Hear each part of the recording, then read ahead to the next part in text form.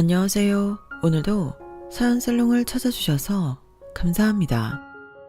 저는 올해로 결혼한 지 9년이 된 40대 여성입니다. 그리고 저는 현재 세 남자와 함께 행복한 삶을 살고 있는데요. 뭐가 그렇게 행복하냐고 물어보신다면 남편, 아들, 그리고 시아버님에게 유일한 홍일점으로 대접받고 살아 그런다고 대답할 수 있을 것 같아요. 이게 생각보다 엄청 행복지수가 높거든요. 그런데 모르는 사람들은 말 그대로 제가 어떻게 살고 있는지 모르면서 저더러 불쌍하다고 했는데요. 제가 그 이유를 물어보니 이런 소리를 하더라고요.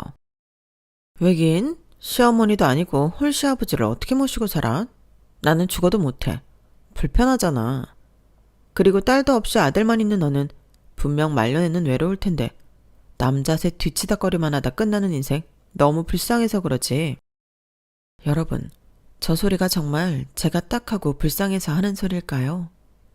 저는 그렇게 생각하지 않았어요. 일단 제가 아니라고 하는데도 제 말을 믿지 않고 저를 집안에서 남자들 시중이나 들고 사는 무소리로 치부하는데 당연히 그런 대인관계는 손절해버렸죠. 처음엔 사실이 아니니 시간이 지나면 자연스럽게 알 거라고 생각했거든요. 하지만 먼 눈에는 뭐만 보인다고 제가 행복한 척 오바나 하는 그런 사람으로 알더라고요. 그래서 이번 기회에 제가 얼마나 우리 가족 때문에 행복한지 만천하에 소개를 해볼까 합니다. 이어 다시 제 이야기를 하면 장담하건대 저만큼 대접받고 살고 있는 며느리도 없을 거예요. 일단 집안의 가장 큰 어른이 저를 엄청 챙겨주시고 사랑해주시기 때문에 그 이하 남편과 아들은 말할 것도 없죠. 거기에 저희 집 가족들은 모였다 하면 담장 밖에서도 웃음소리 들릴 정도로 참 요란스럽게 즐거운데요. 가끔은 내가 이렇게 행복해도 되나 싶을 때도 있을 정도예요. 사실 저희 가족이 이렇게 행복하기까지 많은 일들이 있었거든요. 그렇기 때문에 지금 주어진 이 행복이 더 값지고 감사한 일이 아닐 수 없는데 그 이야기도 함께 해보도록 하겠습니다. 그럼 지금부터 제가 들려드릴 저와 가족의 이야기를 잘 들어주세요. 그럼 저는 없는 솜씨지만 최선을 다해 솔직하고 재미있게 저희 이야기를 들려드리겠습니다. 우선 저와 남편 얘기를 잠깐 하자면 저희는 대학에서 처음 만났어요. 워낙에 밝고 리더십이 있는 사람이라 막연하긴 했지만 잘 사는 집 막내 아들인 줄 알았어요. 생긴 것도 꼭 도련님 상이라 더 그랬는데 왜 가끔 구김살 없고 고생이라고는 전혀 모를 것 같이 생긴 사람이 있잖아요. 남편이 그랬어요. 그래서인지 여자들한테 인기도 참 많았는데 무슨 이유인지 모르겠지만 남편은 제가 좋다고 하더라고요. 덕분에 대학 시절 친한 여자친구 하나 없이 저는 질투의 대상이 되어야만 했는데 정작 제가 남편의 마음을 받아준 건 남편이 군대에 있을 때였어요. 어느 날 모르는 번호로 전화 한 통이 걸려왔거든요. 혹시 김소민이 핸드폰 맞나요? 네, 제가 김소민인데요. 누구세요? 아, 정말? 나 태연이, 장태연. 잘 지냈어? 장태연? 너 군대 갔다고 하지 않았나? 나는 잘 지내지. 너는? 나도 잘 지내. 나 군대 간 거 맞아. 알고 있었네. 나 휴가 나왔는데 여기 나온 친구들이 소민이 네 연락처 알려줬거든. 전에 있던 번호는 바뀌었더라.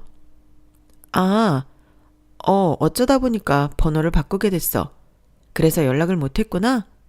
목소리 들으니까 잘 지내는 것 같네. 군 생활은 괜찮아? 요즘도 막 힘들게 하고 그러나? 저는 남편과 전화통화를 하면서 약간 성가시다는 생각을 했어요. 왜 굳이 나한테 전화를 해서 내 시간을 뺏는 거지? 그래도 한때 저를 좋아했던 남자니까 첫 전화 정도는 이 정도로 받아줄 수 있다고 생각했는데 그 후에도 연락이 종종 오더라고요.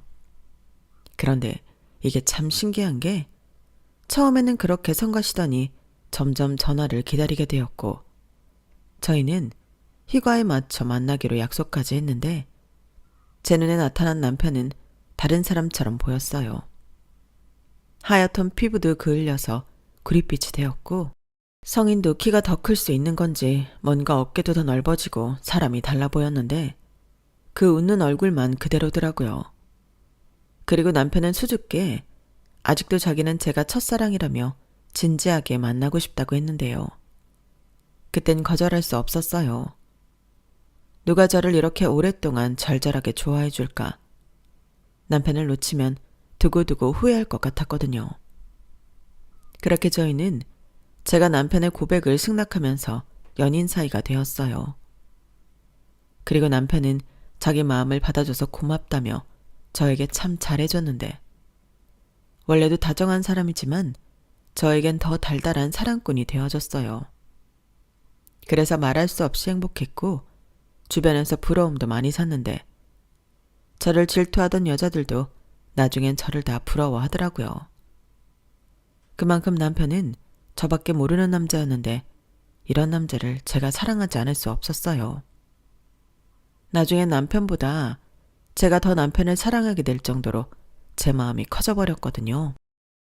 그리고 장작 연애 8년이 지나 저희는 누가 먼저랄 것도 없이 결혼 약속을 하게 되었는데 사실 그보다도 훨씬 전부터 저는 남편과 결혼하고 싶었어요. 그때가 언제였냐면 제가 남편의 뜻밖의 가정사를 알게 된 후부터였죠. 전에는 그저 평범한 부모님 두 분 다 계시고 여동생이 있는 단란한 집이라고 알고 있었거든요. 그런데 한 번은 자기도 얘기를 해야겠다 결심을 했는지 자기 집 이야기를 하기 시작했는데 그게 좀 많이 의외였어요. 남편의 집이 재혼 가정이었거든요. 물론 재혼 가정이라고 해도 행복한 가정이 많으니 놀랄 일도 아니었는데 문제는 남편의 집은 행복하지 않았다는 거였어요. 남편의 친어머니는 남편이 6살 때 교통사고를 당하시면서 세상을 떠났다고 하셨는데 시아버님이 아들이 불쌍해 1년 만에 재혼을 결심했다고 하시더라고요. 그리고 그때 남편의 새엄마로 제가 아는 그 시어머님이 집에 들어오게 되었고 그때 여동생도 함께 들어와 살게 되었다고 했죠. 그때 어렸던 남편은 낯을 가리는 게 아니라 엄마와 동생이 생겨 그렇게 좋아할 수가 없었다고 했는데 그도 그럴 게 내일 시아버님이 출근을 하면 잠깐 이혼 할머니가 돌봐주시긴 하셨지만 어린 남편은 내일 혼자 시아버님을 기다려야 했대요. 그런데 갑자기 였긴 했지만 엄마도 생기고 여동생도 생기니 더는 혼자가 아니라는 생각에 너무 행복했다고 했는데 굴러온 돌이 박힌 돌 뺀다고 새엄마였던 시어머니는 자기 딸만 챙기고 예뻐할 뿐 남편을 차별했다고 하더군요. 남자애라 그런가? 참 청이한가? 이런 소리를 자주 하셨다고 했는데 그에 반면 여동생은 시아버지에게 온갖 재롱으로 사랑을 받았다고 하더라고요. 저희 시아버님이 원래 성품이 좋은 분이시거든요. 시어머니와 신우에게도 그때 당시 무슨 사연이 있었다고 했는데 시간이 많이 지난 지금 그건 그들의 프라이버시라며 그 사연을 알려주지 않으시는데 시어머니와 신우는 그런 고마운 마음도 모르고 온갖 나쁜 짓을 다 한 인물들이었어요. 결국엔 자업자득으로 집에서 쫓겨나게 되었는데 그 이야기는 조금 이따 본격적으로 하기로 하고 이야기를 계속 이어나가자면 못된 사람인 줄도 모르고 시아버님은 그런 시어머니를 남편의 새엄마로 집에 들이셨어요. 무슨 남자판 콩쥐라도 되듯 남편은 그렇게 차별받고 거의 혼자 크다시피 했는데 그래도 집에 혼자 있는 게 아니고 엄마와 여동생이 있어 그건 좋았다는 남편이었어요. 그땐 그래도 집에서 맛있는 밥 짓는 냄새도 나고 집에 온기도 있어서 좋았어. 비록 두 사람은 나한테 관심이 없었지만 나는 좋더라고. 이렇게 말하던 남편이었는데 그러다 저는 기억도 잘 나지 않는 일이지만 제가 주변 사람들을 잘 챙기고 자기한테도 따뜻하게 대해줬다며 그때부터 저를 좋아했다고 하더라고요. 그러면서 조심스럽게 저와 결혼을 한다면 자기도 따뜻한 가정에서 가족의 일원으로 살고 또 아이가 태어난다면 그 아이는 무조건 사랑을 받고 자랄 거라고 상상도 했다는데 제 마음이 너무 아프더군요. 저에겐 당연한 가족의 사랑이 이 사람에겐 갖고 싶어도 가질 수 없는 동경이었으니까요. 그리고 그때는 이미 제 마음에 남편이 너무 크게 들어와 있었기 때문에 저는 남편의 상상을 현실로 이뤄주고 싶었는데요. 그러다 결혼 이야기를 본격적으로 나누게 되면서 남편은 걱정이 있는 얼굴로 이런 말을 했어요. 우리 집이 말이야, 그렇게 여유가 있는 편이 아니라서 결혼은 우리 힘으로 해야 할 수도 있어. 라고 말하더라고요. 사실 그렇게 연애를 오래 했는데 남편이 경제적으로 넉넉하지 않다는 건 이미 알고 있었죠. 다만 저는 결혼이 꼭 돈이 많아야 된다고 생각하지도 않았는데 앞으로 우리 두 사람이 잘 모아서 살림을 키워가면 그게 더 의미가 있다고 생각했어요. 그리고 이런 제 생각을 남편에게도 전했는데 남편은 깜짝 놀라며 저 같은 멋진 여자는 태어나 본 적이 없다고 자기는 행운아라고 했어요. 그러면서 이 고마운 마음을 평생 잊지 않고 늘 제 행복을 1순위로 하겠다며 약속했는데요. 저는 남편의 말에 그저 웃음만 나왔어요. 원래 돈은 행복하게 살기 위한 수단일 뿐 절대적인 것은 아니라 생각해 편하게 이야기한 건데 남편은 저를 무슨 훌륭한 위인이라도 되는 듯 치켜 세워주니까 민망하더라고요.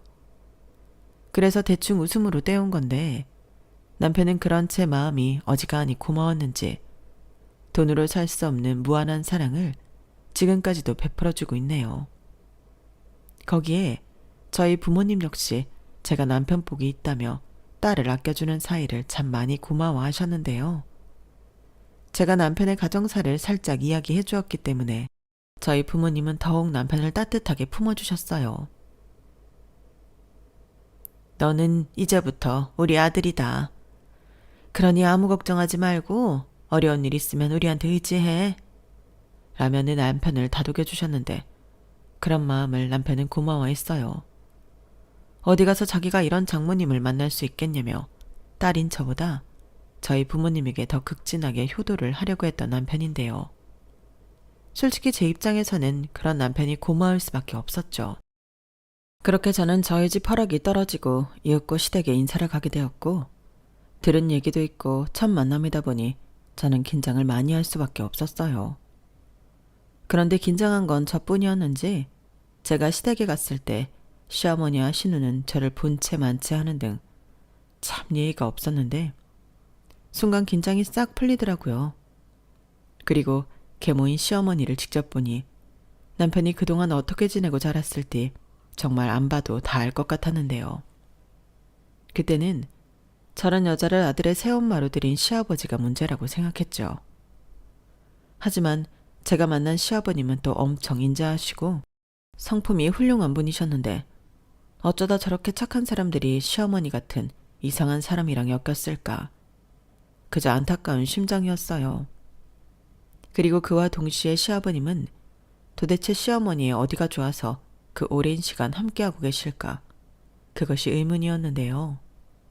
남녀 사이에는 당사자만 아는 것들이 있으니 그때는 그런 지극히 사적인 이유가 있겠거니 생각하면 넘겼어요. 대신 어릴 때부터 제대로 엄마 사랑도 못 받고 자란 남편은 제가 보듬겠다고 다짐했는데 저도 몰랐던 모성애가 그렇게 작용하더군요. 그리고 적은 저걸 알아보는 건지 시어머니는 처음부터 저를 마음에 들어하지 않으셨는데 제가 처음 인사를 갔을 때 나름 신경을 쓴다고 백화점에서 꽤 비싼 케이크를 선물로 들고 갔거든요. 그런데 신우가 제가 사온 케이크를 힐끔 보고는 그러더라고요. 어머, 이거 케이크잖아? 우리 엄마는 당뇨 때문에 이런 거 못 먹는데?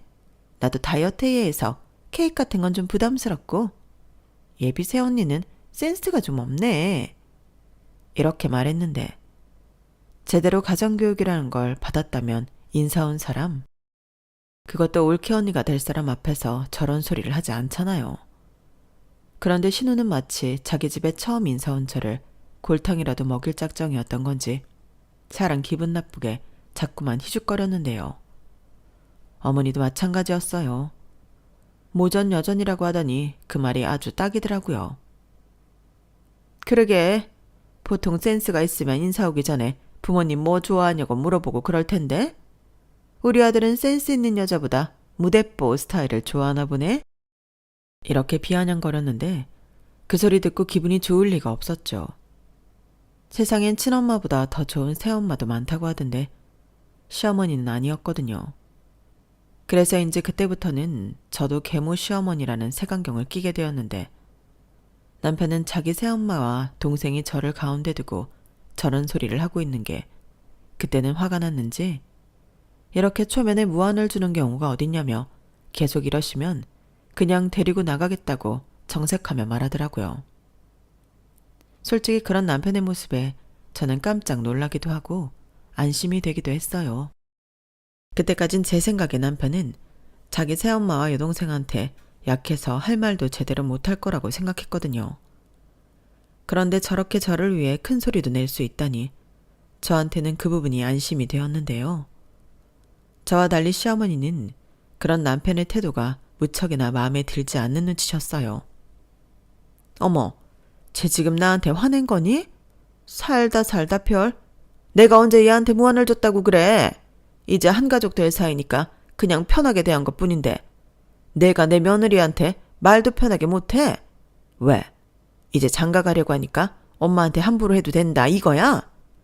이래서 머리 검은 짐승은 걷어도 보람이 없다고 하는 거야. 거참, 당신 왜 말을 그렇게 해? 머리 검은 짐승이라니. 당신이 그러니까 태연이가 저러는 거잖아. 아빠는 왜 엄마한테만 뭐라고 해? 엄마 입장도 생각해줘야지. 새언니가 우리 엄마를 어떻게 생각하겠어? 됐다. 내가 이 집구석에서 서러운 일이 어디 한두 가지니? 뭐 결혼할 사이니까 알고 왔겠지만 나는 태연이 친엄마는 아니야. 그래도 어릴 때부터 내가 사랑과 희생으로 키웠는데 보다시피 엄마 대접도 못 받고 있는 신세라 내가 뭐라고 할 게 없네. 그러니까 너는 이 집에 시집와도 그냥 피차 크게 관심 갖지 말고 살자꾸나. 나 며느리 봤다고 시집살이 시키는 그런 몰상식한 사람 아니야? 아, 네. 당신 진짜 왜 그래? 당신 일부러 그러는 거지? 아니, 당신이 그렇게 나오면 우리 태연이가 뭐가 돼? 이게 다 집안 망신이라는 건 몰라? 당신은 왜 자꾸 나한테만 뭐라고 해? 아, 내가 여기 있는 게 싫어서 그렇구나. 그러면 그렇다고 말을 하지 왜 화를 내냐고. 선미야, 우리는 방으로 들어가자. 네 아빠가 객식구는 빠지라고 이러나 보다. 진짜 너무하네. 아빠, 나 서운해. 아빠는 시간이 이만큼 지났어도 오빠만 자식인가 봐? 와, 나 눈물 난다. 아, 그러게 말이다. 나도 마찬가지야. 내가 이 집에 시집와서 같이 산 세월이 얼만데. 진짜 당신 계속 이럴 거야? 내가 언제 객식구 빠지라고 그랬어? 적당히 좀 하라는 거지. 태연이 생각 안 하냐고. 그래, 당신은 늘 태연이 생각만 하지. 나나 우리 딸 생각은 안 하고. 나는 그런 게 서운한 거라고. 그러니 내가 아들이라고 얘가 이쁘겠어?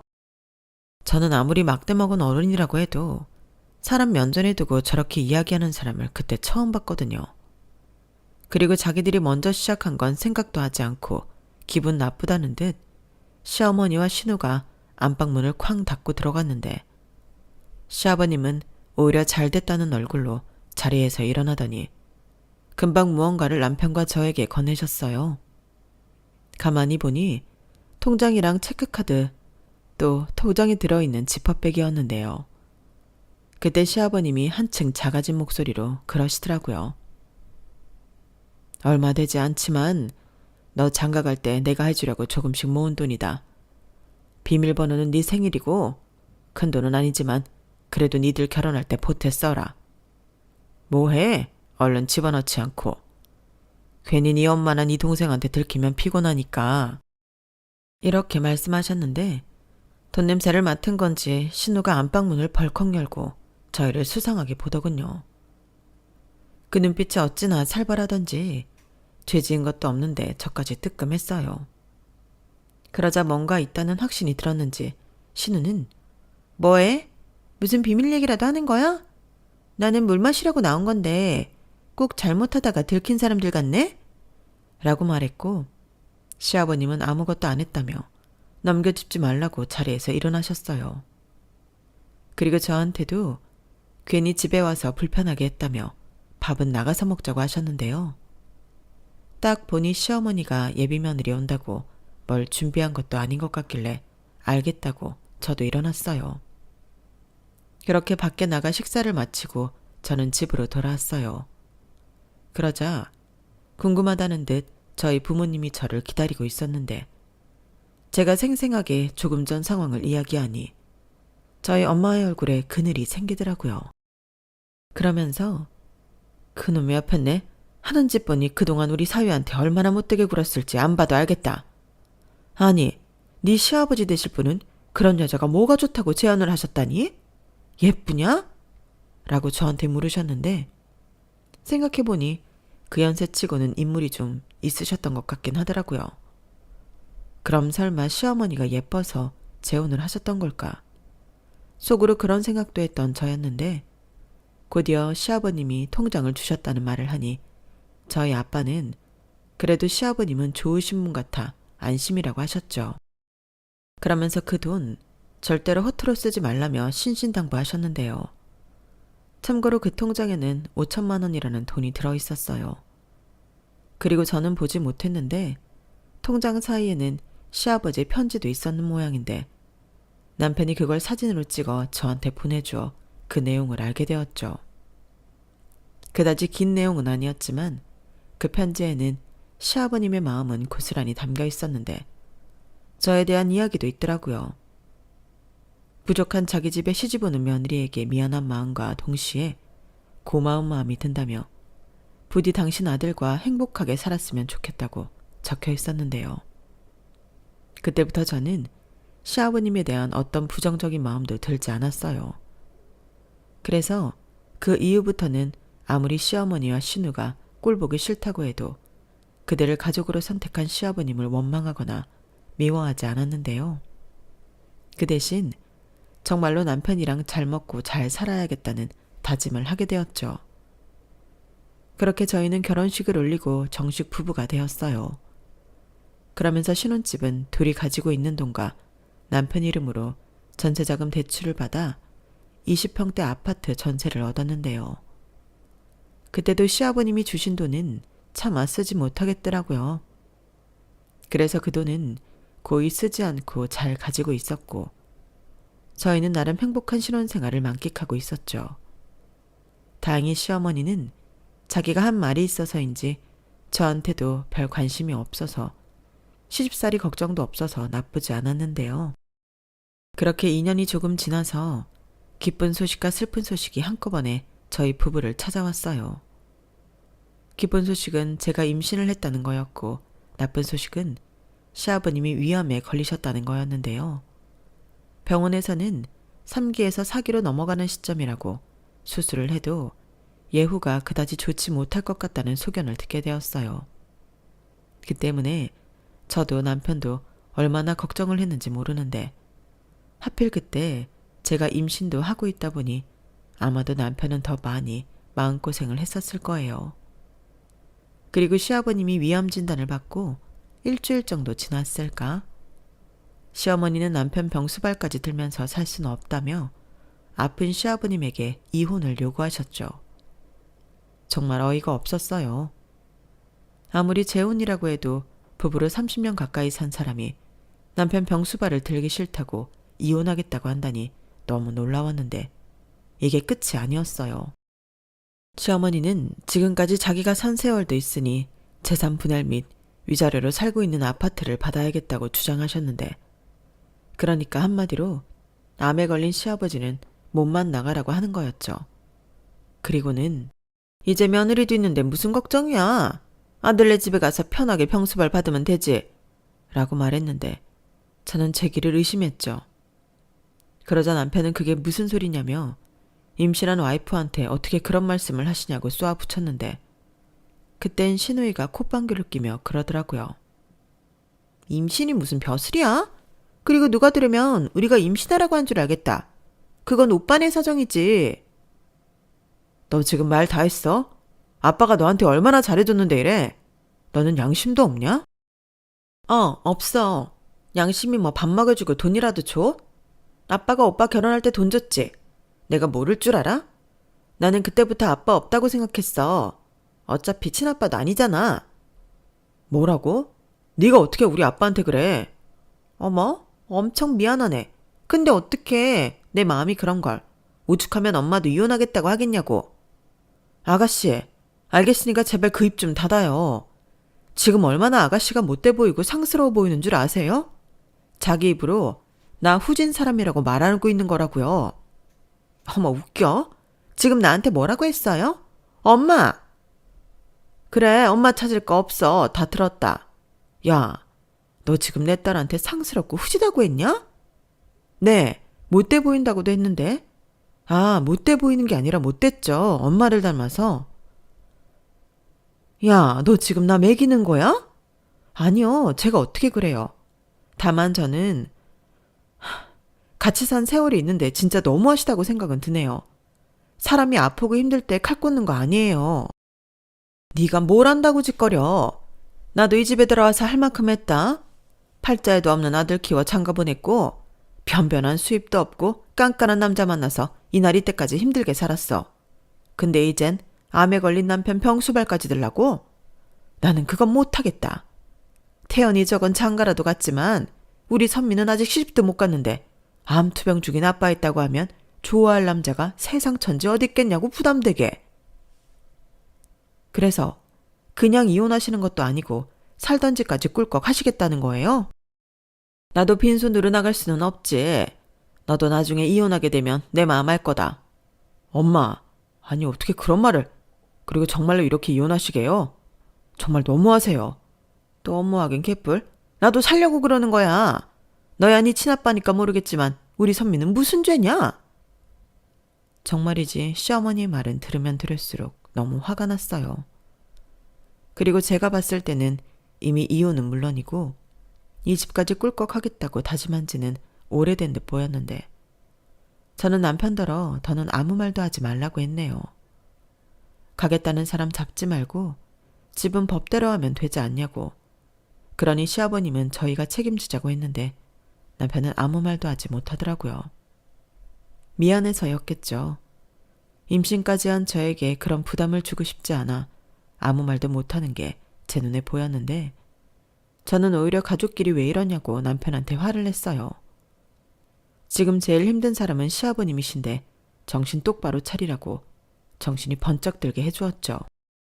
그러자 남편은 눈물까지 보이며 미안하고 고맙다고 했는데 사실 우리 둘 다 당장 시아버님이 잘못되시진 않을까 무서웠어요. 그래도 뱃속에 있는 아이가 복덩이였는지 시아버님은 태어날 손주는 안아보고 죽어야 하지 않겠냐며 치료에 적극적으로 임하셨고 시어머니가 이혼하고 싶다면 그 의사는 존중해 줄 테니 이혼 서류에 도장을 찍겠다고 하시더라고요. 다만 집은 줄 수 없으니 그런 줄 알라고 선을 그으셨는데 그 이후부터는 그 집 때문에 시어머니가 난리도 아니었죠. 자기는 집을 주지 않으면 이혼 못한다고 도장까지 다 찍은 서류를 찢으셨는데 역시나 시어머니의 목적은 돈이 될 집이더라고요. 뭐 예상은 했던 일이었죠. 아픈 사람 돌보기는 싫고 집은 갖고 싶으니 이혼하겠다고 한 건데 집은 못 준다고 시아버님이 버티니 자기도 그렇게는 못 나가겠다는 거였어요. 그러면서 말은 시아버지가 자기랑 이혼하기 싫어서 추작을 부리는 거라고 하셨는데 제가 볼 땐 시아버님은 당신 결혼 생활에 아무런 미련이 없어 보였거든요. 그리고 제가 먼저 이렇게 된 거 소송으로 이혼하시는 게 어떻겠냐고 말씀을 드렸는데 그건 당신이 좀 괜찮아지면 직접 하시겠다고 하셨어요. 일단은 치료가 더 시급했기 때문에 바로 입원 절차를 밟고 수술 날짜도 잡았는데요. 그땐 저도 임신 초기라 몸이 좀 늘어지고 입덧 때문에 힘들었지만 제가 병원에 있고 싶어서 회사에는 일찍 휴가를 냈어요. 그러자 남편은 그럴 필요 없다며 자기가 휴가 내고 병원에 있겠다고 했는데 그럼 같이 휴가 내고 같이 시아버님 병실에 있자고 제가 먼저 말했어요. 물론 그때도 시아버님은 다 필요 없으니 혼자 계시겠다고 했는데 그럴 수는 없었죠. 그리고 남편한테 시아버님이 주신 통장을 시아버님 치료비로 쓰자고 제가 먼저 이야기했는데 안 그래도 수술비도 그렇고 병원비 많이 나올 테니 걱정을 했다 하더라고요. 그러면서 저한테 자기야, 근데 정말 괜찮겠어? 아무리 그 돈이 아빠가 주신 돈이라고 하지만 우리 쓰라고 주신 돈인데 라고 물었고, 저는 한심한 소리 하지 말라고 결혼 준비할 때 그 돈 쓰지 않아 너무 다행이라고 했는데요. 정말 그 마음은 진심이었어요. 그런데 생각지도 않았던 시아버님 앞으로 보험이 많이 있었고, 그건 시아버님이 혹시나 해서 가족들에게 부담 주지 않기 위해 들어놓은 보험이라고 하셨는데, 제가 알아보니 그 보험비 중 진단금은 이미 벌써 시어머니가 발빠르게 청구한 모양이었어요. 병원에서 서류를 떼줬다고 저한테 알려줬거든요. 그래서 제가 곧장 시어머니를 찾아가 보험 이야기를 물었는데, 시어머니는 도둑이 제발 저린다고 흠칫 놀라 저를 쳐다보셨어요. 그리고 방귀 낀 놈이 성을 낸다고 시어머니는 이미 그 돈은 다 쓰고 없다며 신경 쓰지 말라고 하셨는데요. 그러면서 또 한다는 말이 가관도 아니었어요. 니들은 둘 다 돈 벌잖아. 그럼 이딴 진단비 필요 없지. 남은 병원비도 니들이 좀 해결해라. 이렇게 말했는데, 시어머니라는 사람은 그렇게 저희한테 병원비도 떠넘길 작정이시더라고요. 아니, 자기는 병원에 코빼기도 비치지 않으면서 남편 암 진단금은 홀랑 챙겨 쓰는 그런 못된 신부는 어디서 나오는 걸까요? 신우를 보면 그것도 약간 유전이지 않을까 그런 생각도 드는데, 저는 혹시나 시아버님이 아시면 스트레스를 받을까 말을 하지 않았어요. 남편한테도 일단은 말을 하지 않았는데 나중에 그 사실을 알고 서운해하긴 하더라고요. 그러면서 한편으로는 그때 만약 그런 줄 알았다면 자기는 집에 가서 횡포를 부렸을지도 모른다며 잘했다고 했는데, 제가 스스로도 그건 잘했다고 생각했어요.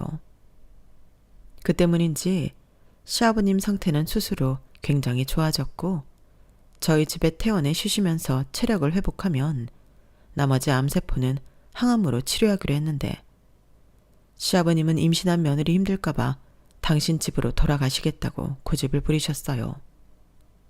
하지만 저는 다 낫지도 않는 시아버님을 시어머니가 있는 집으로 가게 하기 싫었고, 제가 아버님이랑 있고 싶어 그런다고 고집을 부렸는데, 임신한 며느리가 고집을 부리니 시아버님도 어쩔 수 없다며 저희와 생활을 하셨어요. 그리고 저는 나름 식당도 신경을 써가며 시아버님이 하루빨리 체력을 회복하실 수 있도록 도왔는데요. 그런 제 정성이 통했는지 시아버님은 무사히 예정되어 있던 항암 치료를 시작할 수 있게 되었어요. 그리고 저는 예정일보다 한 달 빨리 진통이 와서 저도 아들을 출산하게 되었는데요. 그러자 남편은 혼자 이리 뛰고 저리 뛰느라 정신이 없었죠. 하지만 아이 사진과 동영상을 찍어 시아버님에게 보여드리면 시아버님은 세상 그렇게 기쁠 수가 없다며 하루빨리 항암을 끝내고 손자를 직접 안아보고 싶다고 힘든 항암 치료를 받는다고 하셨어요. 그리고 다행히도 제가 아이를 낳고 산부인과 병원에서 3일, 조리원 2주 동안 시어머니는 코빼기도 보이지 않으셨는데, 그땐 오히려 다행이라고 생각했죠. 그도 그럴 게 저희 엄마가 어떻게 생긴 여편네인지 낯짝이라도 보고 싶다고 하셨거든요. 하지만 저는 별로 친정 엄마에게 시어머니를 보여주고 싶지 않았는데요. 때론 모르는 게 약이라고 하잖아요. 그 결과 저희 친정 식구들은 시어머니와 신우를 결혼식 이후에 본 적이 없는데, 대신 병원에 계실 때도 저희 집에 계실 때도 시아버님은 저희 친정 식구들과 지금까지도 돈독한 사이를 유지하고 계십니다. 그리고 시아버님은 그런 가족의 노력에 보답이라도 하듯 기적에 가까운 회복 속도를 보이셨는데요. 이건 병원에서도 보기 힘든 이례적인 일이라며 저희 가족을 축하해 주시더라고요. 그렇게 아버님은 꿈에 그리던 퇴원을 하셨고 입버릇처럼 말씀하신 대로 저희 아들을 품에 안으셨는데, 너무 기쁘다며 아이를 안고 끝내 눈물까지 보이시는 시아버님이셨어요. 그리고 이젠 때가 되었다며 당신 집으로 돌아가시겠다고 하셨는데, 저희 부부가 걱정이 되어 따라가겠다고 나섰어요. 그때 저희 아들은 친정부모님이 봐주셨는데 막상 시댁에 도착해 현관으로 들어가니 집안의 풍경이 그야말로 말이 안 나오더라고요. 여기저기 짐이 빠져있는 상태라 집안이 어수선했고, 무슨 이민이라도 가려고 했는지 큰 캐리어가 무려 4개나 나와 있었는데 시어머니는 신우와 저희를 보고 마치 귀신이라도 본 듯 화들짝 놀라더라고요. 아니, 이렇게 막 나와도 되는 거야? 라며 시아버님이 태어났을 거라고는 생각도 못하는 눈치였는데 시아버님은 이게 다 뭐냐고 무섭게 다그치셨어요. 그러자 시어머니는 능청을 떨면서 우울해서 여행 좀 다녀오라고 그랬다고 헛소리를 했는데 시아버님이 남편을 시켜 캐리어를 열게 하니 마치 거기에 들키면 안 되는 물건을 숨겨놓은 듯 시어머니와 신우가 필사적으로 막으려 하더라고요. 하지만 남자인 남편에게는 역부족이었는데 그렇게 박살이 나다피 열린 캐리어 안에는 돈이 될 것 같은 물건들이 잔뜩 들어있었어요. 그러니 이 사람들의 꿍꿍이가 뭔지 알겠다는 저였는데요. 일단 돈이 될 만한 것들부터 두 모녀가 열심히 처분을 하고 있는 거였죠. 집은 명의가 자기 것이 아니니 어떻게 할 수가 없고 주인이라고 써붙여 있지 않은 것들을 찾아 현금화를 열심히 하고 있었던 건데 시아버님은 이윽고 그 두 사람을 도둑이라며 경찰에 신고하셨어요. 그러자 가족끼리 왜 이러냐고 병원에 누워있는 동안 생활비가 없어 그랬다며 시어머님은 궁색한 변명을 늘어놓았고 시아버님은 이제 됐다고 이혼하자고 바로 이야기를 하셨어요. 그러자 시어머니는 콧방귀를 끼며 나도 당연히 하고 싶지. 그럼 이 집 놔준다고 약속하라니까. 라고 여전히 집 타령을 하셨는데요. 시아버님은 그때 언제 준비를 하셨는지 잠바 안주머니에서 등기부등본을 한 통 떼어 시어머니에게 보라고 하셨어요. 그러자 시어머니가 등기부등본을 확인했고 거기엔 저희도 몰랐던 명의 변경이 있었는데 시아버님이 그 아파트 명의를 남편과 제 공동명의로 바꿔놓으셨더라고요. 아니, 지난번에 무슨 병원이랑 보험들 처리해야 한다고 이것저것 서류해달라고 하신 게 사실은 집 명의를 바꾸시려고 그랬던 모양이었어요. 그리고 이 사실을 알게 된 시어머니는 뒤로 넘어가기 일보 직전이었는데 30년 가까이 같이 산 자리를 이렇게 무시할 수가 있냐며 이건 무효라고 난리를 치셨어요. 그러면서 부부 공동재산을 자기 임의로 처리했으니 저희더러 이 아파트의 절반을 현금으로 달라고 하셨는데 그 돈이 있어야 자기 딸도 빚도 갚을 수 있다며 거의 반강제로 돈을 뜯어내려 하더라고요. 그래서 그게 무슨 소리냐고 아가씨 빚 있냐고 물으니 결혼 사기를 당해서 1억이라는 빚이 생겼답니다. 그러니까 팔자 고쳐보려고 변호사라고 사칭하는 남자에게 넘어갔는데 신혼집 마련한다고 1억을 해오라는 말에 급한 마음에 사금융에 손을 댔다고 했어요. 그런데 그 남자가 변호사도 아니고 그 1억을 들고 홀랑 잠적해버렸다고 했는데 하늘로 솟은 건지 땅으로 꺼진 건지 아무리 찾아도 찾을 수가 없다고 하더라고요. 심지어 이름도 나이도 가짜였다고 했는데 기가 막혔죠. 그리고 저희는 이렇게 된 거 아무것도 드릴 수 없다며 버텼는데요. 시아버님이 그러셨어요. 당신이 정 이렇게 나오면 나는 내일이라도 변호사 찾아가서 이혼소송 준비할 거야. 대신 좋게 나간다고 하면 내가 예정을 봐서 돈 1,000만 원 정도는 해줄 테니 그 돈 받고 곱게 나가. 이렇게 말씀하셨는데요. 시어머니는 돈 1,000 가지고 어디 가서 살라고 하는 거냐며 자기는 이젠 이혼 안 하고 평생 여기서 살 거라고 우기셨어요. 그래서 그럼 저희는 불법 점유자 퇴거 신청을 하겠다고 말씀드렸는데 시어머니가 저를 향해 두 눈을 부라리시더라고요. 아파트 봤더니 제가 본색을 드러낸다며 저더러 불려시라고 하셨는데 제가 남편과 시아버지를 구워 삶았다고 하더군요. 황당했죠. 제가 뭘 했다고요. 결국 시아버님은 이혼 소송을 하기 위해 아직 다 낫지도 않으신 몸으로 변호사 사무실을 찾아 상담을 받으셨어요. 그리고는 시어머니에게 이혼 소장이 발송되었는데요. 진짜 소장이 날아오니 시어머니가 저에게 SOS를 치셨어요. 시아버님 좀 말려달라고 하셨는데 제가 그걸 승낙할 리가 없었죠. 결국 시아버님이 1,000만 원 더 해줄 테니 총 2,000 받고 협의 이혼에 도장 찍으라고 설득했고 시어머니는 당장 돈이 급하고 이혼 소송 해봤자 자기가 불리할 것 같아 돈 2천만 원을 받고 이혼하셨는데 뭐 그 돈도 신혼빚 갚는 데 다 써서 흔적도 남지 않았겠죠. 하지만 시아버님은 원하는 이혼을 하셨고 저희더러 이사를 하라 하셨는데 아이까지 있는데 지금 사는 집은 좁지 않냐고 대신 그 집은 당신이 지내겠다고 하셨어요. 물론 남은 전세자금 대출금도 당신이 내겠다고 하셨는데 시아버님한테 그런 돈이 있을 리가 없었죠. 대출금이라고 해서 매달 나가는 돈이 큰 돈은 아니었는데 아직 몸도 성하지 않으신 아버님에게 그런 부담까진 드리고 싶지 않았어요. 그래서 제가 고민한 끝에 내린 결론은 저희가 살던 전세와 시아버님이 저희 명의로 준 아파트를 팔아 큰 집으로 이사를 가는 거였는데요. 그러면 내 식구가 다 같이 살아도 문제가 없을 것 같았어요.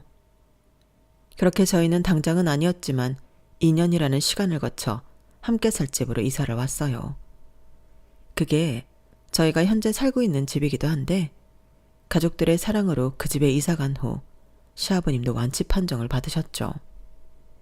어쩐지 이사 온 집이 기운이 좋은 곳 같았는데 그런 느낌 때문인지 저와 남편은 이사한 우리 집이 참 좋았어요.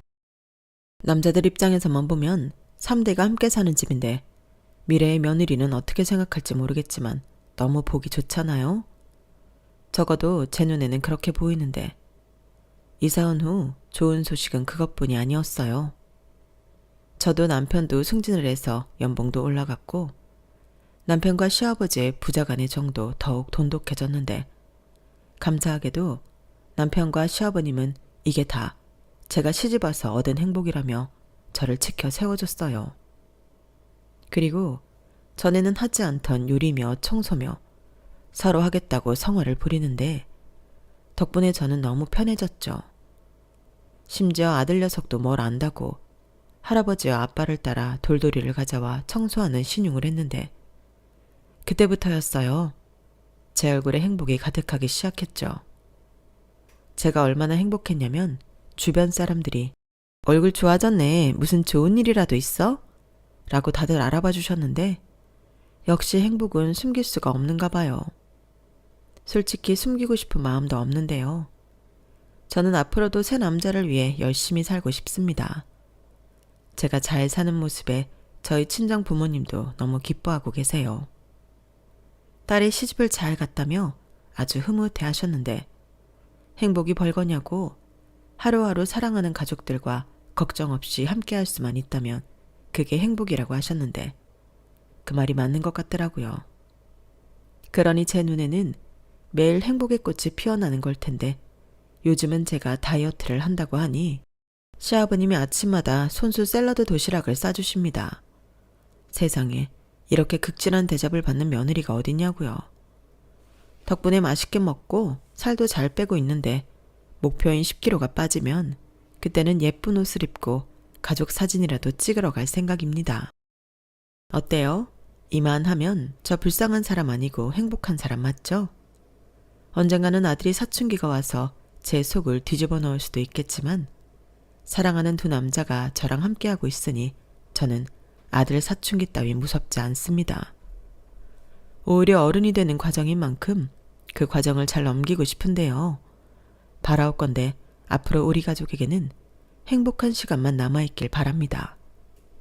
그리고 끝으로 이런 좋은 사람들과 가족의 연을 맺게 되어 감사하고 사랑한다는 마음을 전하고 싶은데요. 직접적으로 얘기하면 서로 쑥스러우니까 이 자리를 빌어서 얘기하고 싶어요. 아버님, 여보, 그리고 우리 아들 은찬아, 너무 사랑해요. 앞으로 내가 갱년기가 와서 미운 짓을 많이 하더라도 사랑으로 품어주세요. 언제나 저는 우리 가족이 있어 입이 찢어지게 행복한 사람입니다. 나의 가족이 되어줘서 고마워요. 이상 행복한 제 사연이었습니다. 못된 계모 시어머니와 그 딸 신우는 소식을 모르고 살고 있는데 이젠 명백한 남이니만큼 앞으로 살면서 영영 모르고 살았으면 좋겠습니다. 그럼 지금까지 제 사연 들어주셔서 감사드려요. 여러분들도 사랑하는 사람들과 건강하고 행복하시길 소망하겠습니다. 안녕히 계세요. 여러분, 사연 댓글에 응원과 현명한 조언 부탁드려요. 좋아요와 구독은 저에게 큰 힘이 됩니다. 오늘도 좋은 일 가득하세요.